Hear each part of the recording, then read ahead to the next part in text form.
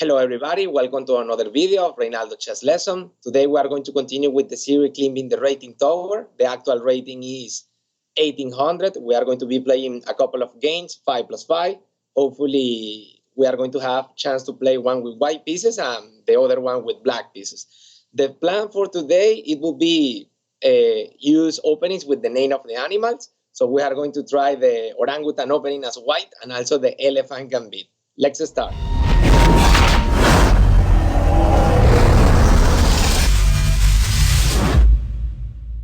Let's look for the first opponent. Okay, here we have an opponent from Italy. Let's start with B4. This is known as the Polish opening, Solkowski opening, or orangutan opening. The history behind this move, the first background of this opening is that, of a game played between Tartakower and Maroczy, and they visit the zoo some days before the game. And Tartakower was talking with orangutan in the zoo. Her name was Susan, and Susan suggests before to start the game. That game ends in a draw. Okay, so here we have knight f6. We may try some crazy g4 to try to play g5, but if g4, bishop g7, g5, knight h5, I can trade bishops there. So probably, okay, let's play something like knight f3 to leave the diagonal open. Black is looking for a kind of King's Indian defense setup. Also d5 is still possible. Let's play here c4 to prevent c5 because if I play e3, he will play d5. So let's do this to take some central control and also preventing d5 in order to force him to play the King's Indian defense. Also, I have to be very careful because with some tactics on the big diagonal, let's see. Really, the orangutan opening is very flexible. Black have a lot of different ways to play, but in this game, the opponent is playing just a King's Indian defense setup. The idea of c4 is prevent that he established some Grunfeld setups because I can just take. Okay, he did c5.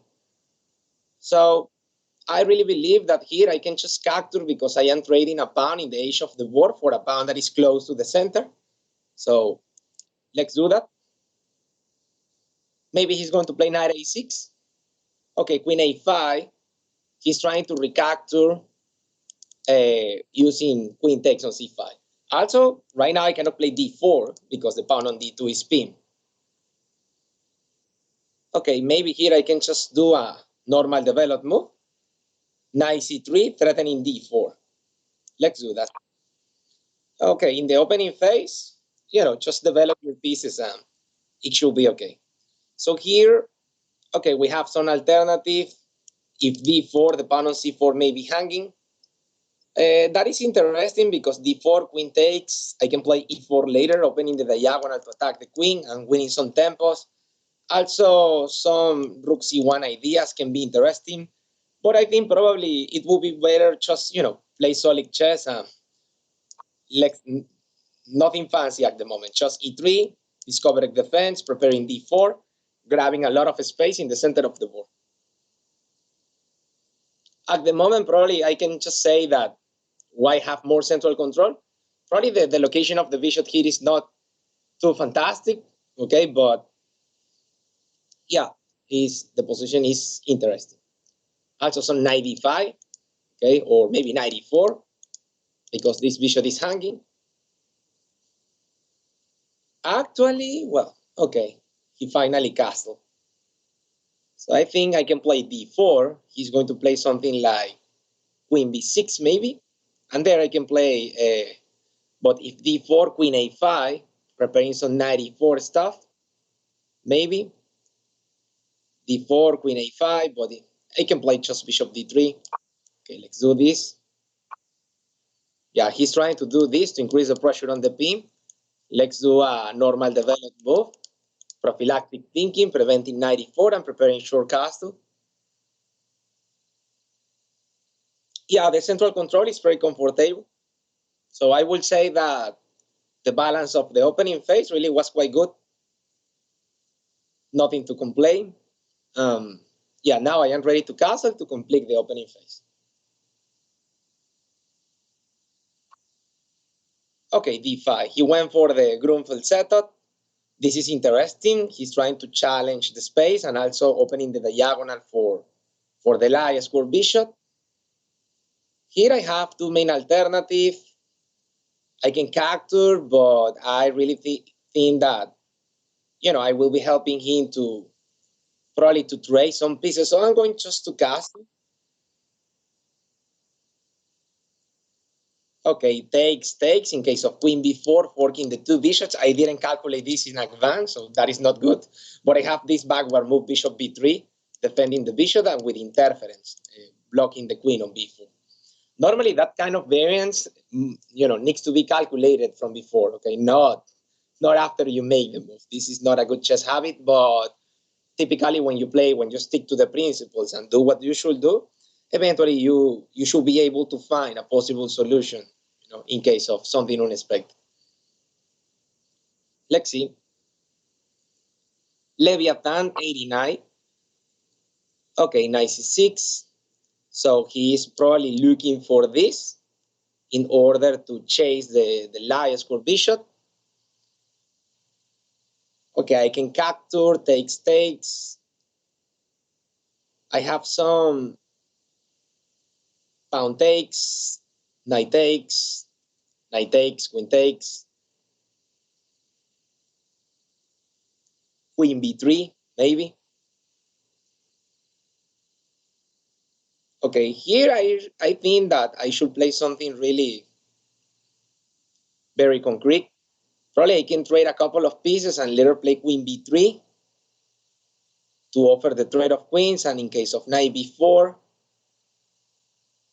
well, but he has some bishop e6 attacking the pawn on b3. Let's see, what can I do? Really, this knight b4 here is quite annoying.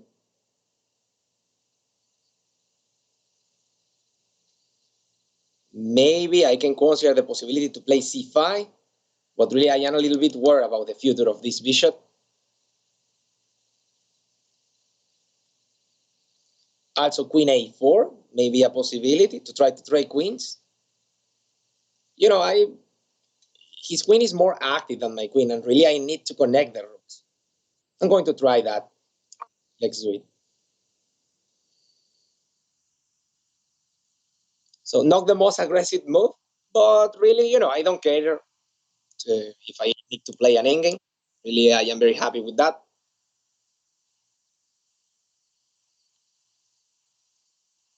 Maybe he's going to play bishop g4. Looks very tempting, to attack the knight, looking for create double pawns, but okay, there is no pin there. Now, as I trade queens, the a3 f8 diagonal may be an interesting one for my bishop. So this bishop at the moment is getting blocked by the central pawn, so it's very important for me to kick this pawn there to reduce the power of the sniper in the big diagonal. Let's see. At the moment, well, I still preserve some central control and advantage of space. Not something too fancy, but still an advantage for sure. Maybe he's thinking something like a6 to capture and later do b5 with some fork, but a6 leave b6 unprotected, and I can just take the square with my knight, forking the rook and the bishop, winning the bishop pair. Really, in those positions, it's not too clear what to do. At least, I have some semi-open files. I think that my game is probably easier to play. Lexi, he's thinking a lot. This is probably a sign that he's not too comfortable with the position. So, okay, he did b6. This knight is hanging. Okay, he's preparing probably some bishop b7.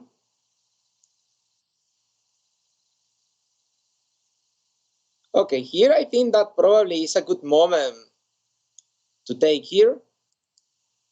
Knight takes, bishop e4, knight b4. Also, I can play maybe something like rook fc1. Rook fc1 is probably a little bit more tricky. Let's go for this. Why the f rook and not the a rook? Well, This rook is in the big diagonal. It may be a target, it's true. But also my pawn chain is aiming to the queen side. I should try to kick the pieces in this sector of the board. Yeah, that move was expected. So, okay, let's retreat the B shot as far as possible. Used to be the best without disconnected rooks. So let's do it. Hopefully I'm not missing something important here. Well, this square can be interesting. Also, he can prepare a double fianchetto, opening the center. Okay, that is good. He's having more pressure here. I think that here I can play c5, hoping to... Also, bishop a3 may be interesting because that knight, I think, is kind of hanging and don't have too many squares available. By the way, yeah, bishop a3, he have to play probably something like knight c6. And after that, I can just capture on d5. Let's do that. Yeah, if I take on d5, the knight on c6 will be hanging. So this is a difficult position for him. And I think that knight c6 is the unique move. Probably I am winning material because after knight c6, pawn takes d5, the bishop on a6 will be hanging, and then the knight will be hanging as well. Let's do it. If he take on d5, well, he took this bishop.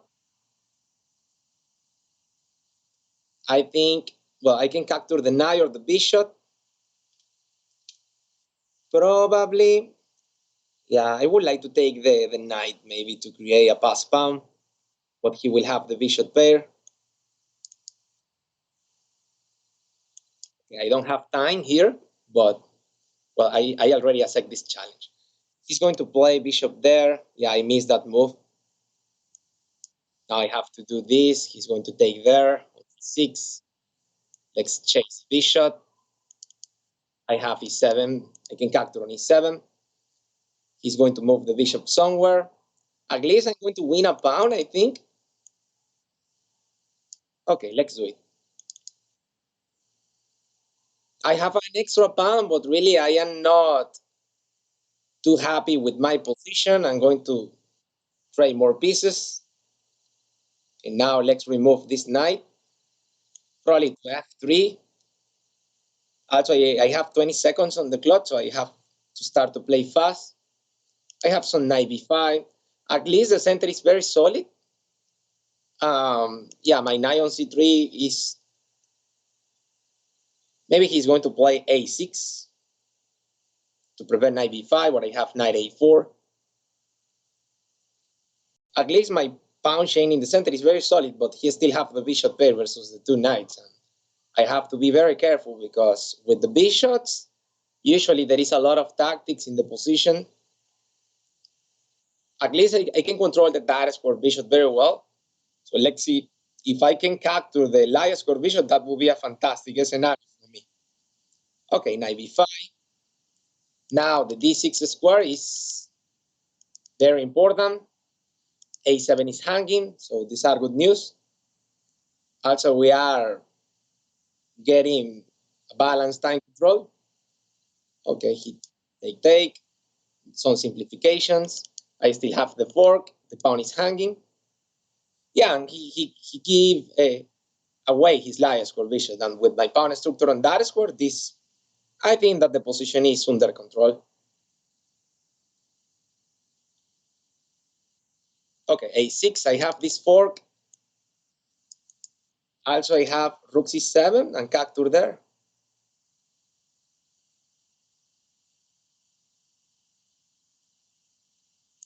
Okay, I'm going to play this move. Just to play greedy, really, I'm not sure about my move, but okay, let's just do it, Oh, what I did, I could capture the rook. Okay, yeah, he's just getting nervous and me too. Okay, fork and winning an exchange and he's game over. Yeah, I just did a backward move. I just moved the game back just to verify what I did. So, okay, this is hanging. So now I just recover the control of myself. Okay, nice. So, okay, a successful result with the orangutan opening. At the end, if we have some time, we are going to do a general review of the game, and also I will let you know that the link of the games and also probably the BGN will be added in the description of the game. Okay, let's look for the new game. I am hoping to play with black pieces, this time to try to play the elephant gambit, the hippopotamus setup. Okay, here, okay, white pieces, but let me abort this game to try to look for a new one. I really want to play with black, to play one game with white, the other one with black.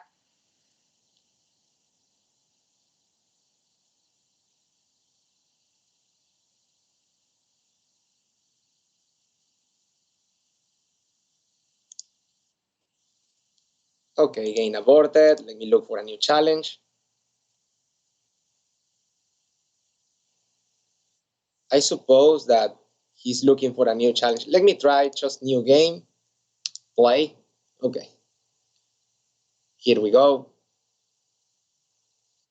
Black pieces, fine. Okay, against Martin, 1800 from Germany. So E45. Okay, I wanted to play the elephant gambit that is E45 and after knight F3 B5, but not this time. So he's doing the king's gambit. And well, here I'm going to use a counter gambit. Okay, the idea is just dislodge the location of the knight on F3. He's challenging the pawn. I suppose here I can just capture on D5 with the queen. Also, knight F6 is a good possibility. Knight F6, pawn takes, knight takes E4 maybe. Queen takes on D5 looks tempting as well. I think that probably I'm going to try this. Why not? Knight C3, bishop B4.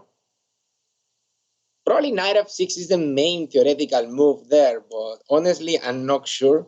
I always say that I am not a theoretician. Probably, okay, my memory is like the memory of an elephant, so I rely more in just some general concepts and that in my memory. So knight F6 probably just to protect G7. I don't like too much the fact that he can trade the bishop for the knight, creating that damage in the structure. Really, the position, the structure looks very ugly. He is playing just for a draw. Okay. Now, if I trade queens, but I think that a way probably to kick some imbalance, maybe it could be 2F5 to kick the queens on the board. But honestly, I'm not sure if that. Also, maybe bishop F5, but he's castling long, and really the position don't look too bad for him. Maybe, okay, I should try to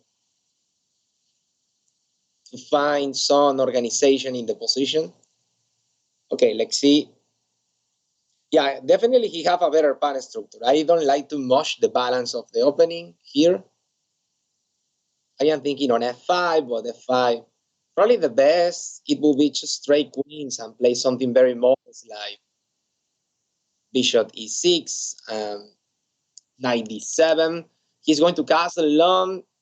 I am thinking in knight D7 in order to block the rook to be able to castle there as well. Okay, now he's attacking on B7. He's playing very fast.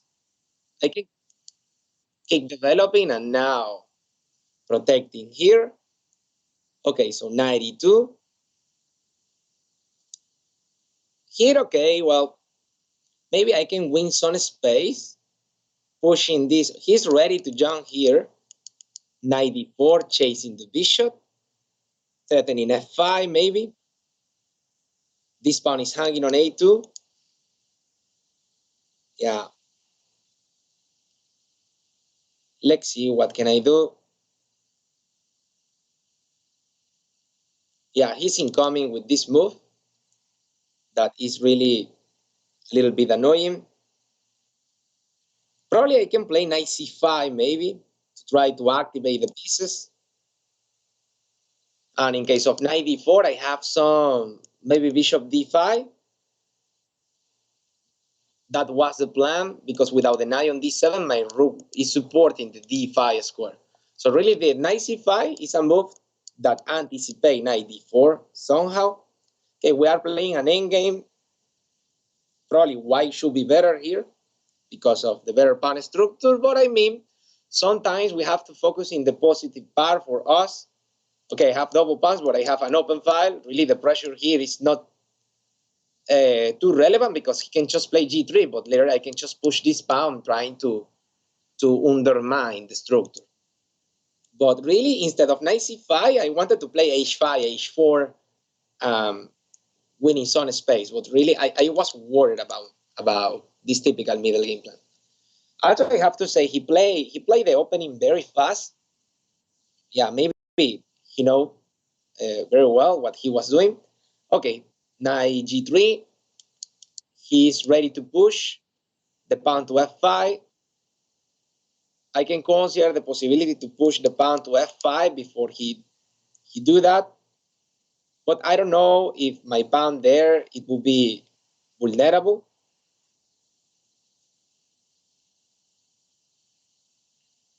Also, the pawn there can be weak. Maybe he's looking for this move to attack here as well.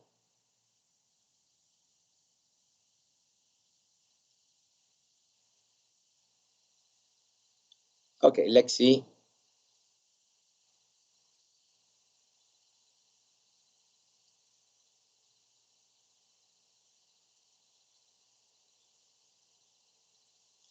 Yeah, really, I don't like my position. And I cannot see a clear plan to continue. Maybe bishop d7 to try to play knight e6 can be a possibility. Bishop e6, knight h5. But knight h5 is really very, very annoying. Okay, rook aga. Well, this move cannot be bad. Come on, rook to the open file. Like sometimes we just overthink. Okay, maybe not the best move, but I am hoping to get some counterplay. Somehow, in case of knight h5, maybe bishop g4, knight takes f6, bishop takes f3, knight takes ga, bishop takes d1. Yeah, let's see. Well, really, there is no better square for this rook than the open file.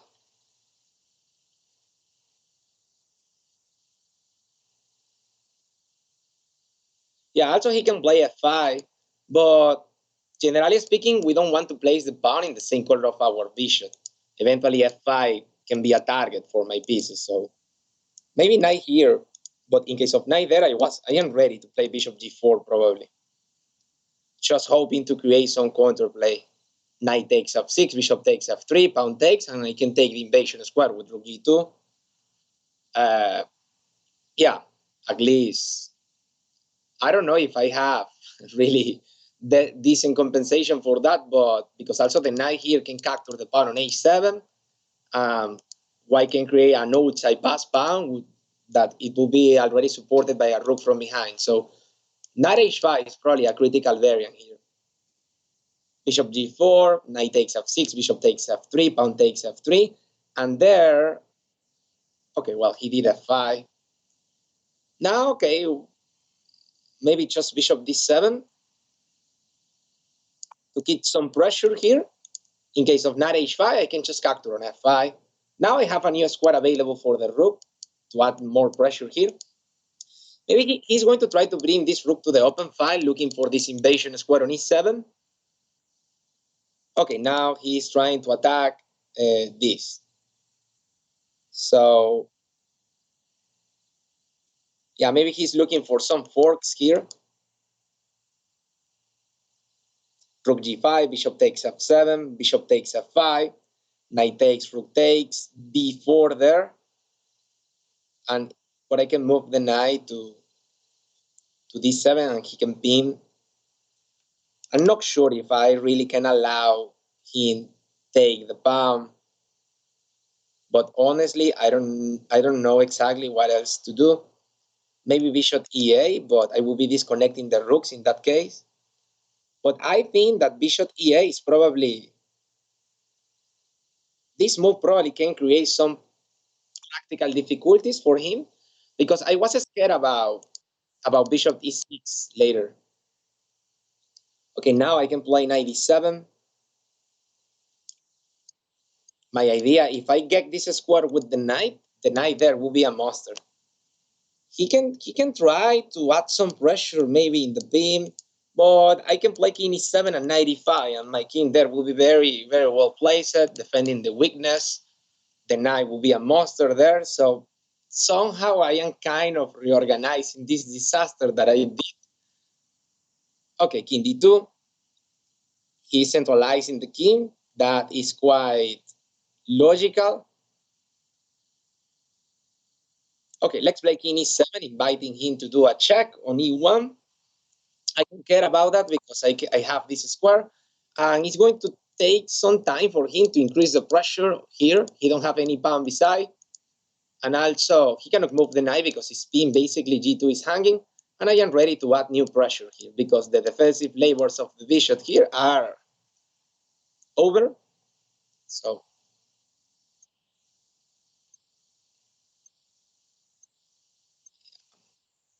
let's see.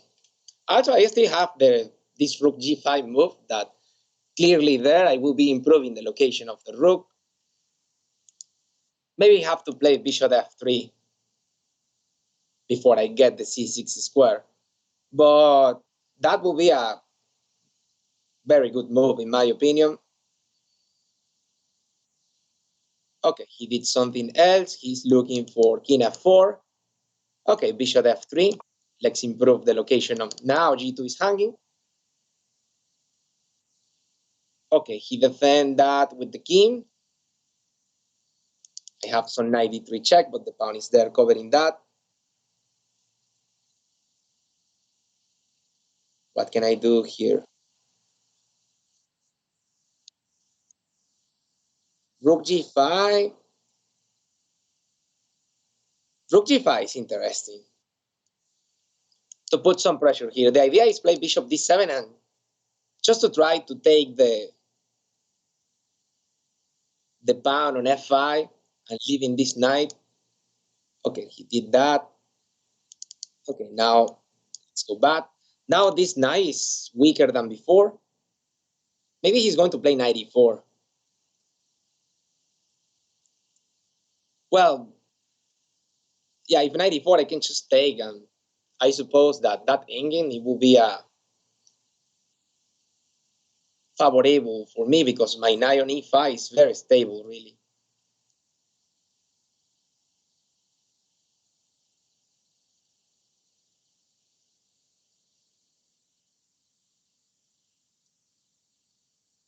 Yeah, this game is getting long. Okay, I have to take, I think. I don't have more options here. Okay, let's do it. Now let's take the open file. He's going to try to play G4, G5 to undermine the base of the knight. I can play H6. Okay, this move is useful. He's going to play G4.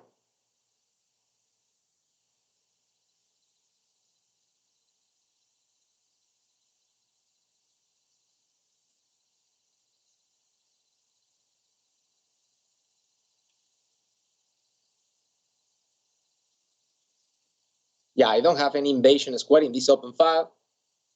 Also, if he played G4, G5, I'm not sure I'm not forced to capture there. Okay, what about this same game? Okay, I'm going to keep the tension here. I could capture directly, but I'm keeping the tension just to improve the location of my king first. Let's do some checks. Okay, have a check here. I can capture on B2, but he will be ready to mobilize his... Okay, let's win more space. Really, I don't want to lose this pawn because I don't want to trade pawns, really. I'm going to win some space on the queen side. Okay, let's place the pawn in the same color of the enemy bishop. Let's keep winning space.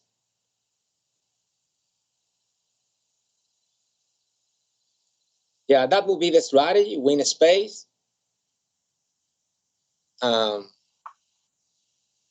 Okay, now I can capture and create an outside pass pawn. This is an important advantage for the, let's do in here. Now looking for a second weakness here.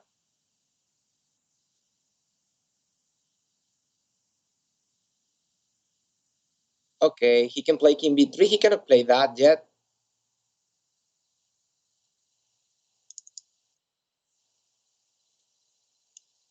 Let's do this. I am taking this guy, but he's going to play g4. But if g4, that bishop will not be. Yeah, now he's playing basically with a bishop disadvantage. So I don't. I shouldn't touch. The. Now I can play this move. I think he's going to capture that pawn, but later my king will be close to his pawns on the kings. I can defend this, but he's going to liberate his bishop. Now let's go for his pawns.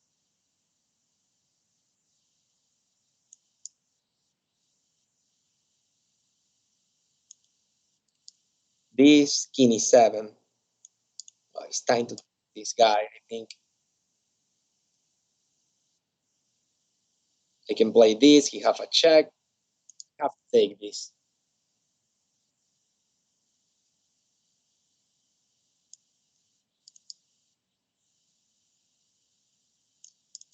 King e5 maybe. Yeah. The idea is push this pawn. Yeah, man. Now my pawn is a pass pawn. He cannot do. Well, he's okay. He resigned. Well, that resignation was really unexpected. I think that the position was winning, but still, it was short on time. The position was unclear. So, well, guys, as I let you know, let's now do a brief analysis of the game to see the accuracy and also to comment some critical moments of the game. Let's go there. Let's start with the analysis of the couple of games. The first game was the orangutan opening. Just to mention the accuracy of the engine report in chess.com, 93.6 of accuracy for white and 74.5 for black. Let's start with this. So here we have some normal move. Okay, c5. Everything okay so far. So here, nice central control for white. Okay, queen a4. This move, the engine says that it's dubious, but the valuation is 0.1, negative 0.1, so it's okay. It's just a different approach. And here we have the first mistake of the game, because after this, really the knight is kind of hanging, and after this, black is losing material. In the graphic of the game, there is a very big pit from 0 to +4 after bishop a6. So really, bishop a6, more than a mistake, really is a bit blunder. So here he took the pieces there, and now I have to take an important decision: capture the knight or capture the bishop. Here I have to take the bishop because it's more value than the knight. But somehow during the game, I was thinking in create the pass pawn supported by the rook from behind, and I just overlooked this backward move with a fork. Okay, luckily for me, I still can capture the pawn on e7, preserving the material advantage. This is still +3 with a more or less comfortable position for white. So I did a mistake in the technical phase of the game, but the opening phase really was quite good. From here, the game was quite smooth. Okay, let's look at the next one. So in this one, my opponent played better than me with 92.3 of accuracy, and me as black, I play with 91.9. So my opponent did the King's Gambit. We have the Falber counter Gambit. And here, somehow I knew that this should be the next move, but for some reason I just took with the queen. Sometimes in the game, we think in an idea and we just go for that. So but really, about this position, I was not happy with this situation because I am getting an endgame, but an inferior endgame. So why here have a position +1? So, okay, normal move. okay, according to the computer valoration. And here, in this moment, I started to think a lot, and I did a mistake. I wasn't sure about what to do. I really wanted to play f5 to stop f5, that according to the engine, it was the best move, but I did rook AG8 that the computer says that this is a mistake. But okay, I will say that at least it's a logical mistake. I am placing the rook in the open file. My opponent did what apparently is the best. But here, okay, about this capture in case of A2 B3, and that bishop may be in trouble. Probably the engine wants just to trade a piece for £3, but no need to go for that. Okay, bishop h5 here.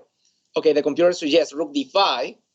Okay, right now in the toolbar, we can see plus 3.7, but when you make the move attacking the knight and play b6, really the valoration of the position is just 1.2. Sometimes, for different reasons, the valoration can be a little bit exaggerated, okay? Really, there is no a concrete way to take advantage here as white. So probably I was not doing too bad, okay? Let's go back. So, okay, here he did bishop h5. And here, yeah, this move probably was the best move in the position, this backward move. My idea is just defend the pawn, and I was hoping to enable the square for the knight to do the maneuver, because if I manage to get this location for the knight, my position is to be very strong. And after this, the position is, at least it's easier to play for me, I think. So now rook g5, not a good move. The engine suggests here rook d8, rook to the open file, but this invasion square can be easily covered by rook e2, I suppose. So knight e4. Here I did the trade, hoping to play this Sengen with a better knight versus a bad bishop. And here, an interesting moment of the game, this rook trade. Here I can trade rooks, but if I trade rooks directly, he's going to be improving the king. So I just did rook d6, giving to him the possibility to trade rooks, but my king will be more active in that case, and that is what happened. So this endgame really is very balanced, and here I just started to win some space. I will say that this move is a mistake because of knight d3, attacking the base and looking for this fork on f4. I didn't see that. I just keep winning a space, and now this is the break point of the game where I create a outside pass pawn, and I have some winning chance here. About the game, my technique really, was the best one.